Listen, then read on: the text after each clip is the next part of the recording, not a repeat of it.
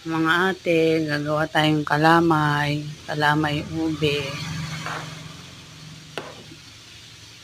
Halo lang po ng halo para hindi masunog ang ilalim.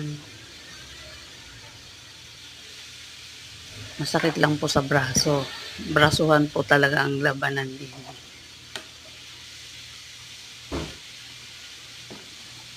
Yan.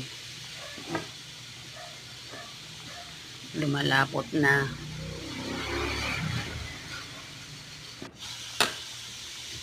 Pahirap na ng pahirap yan. Wala na, naiga na.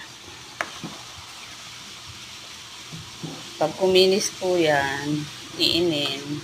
Luto na po yan. Konti pa po.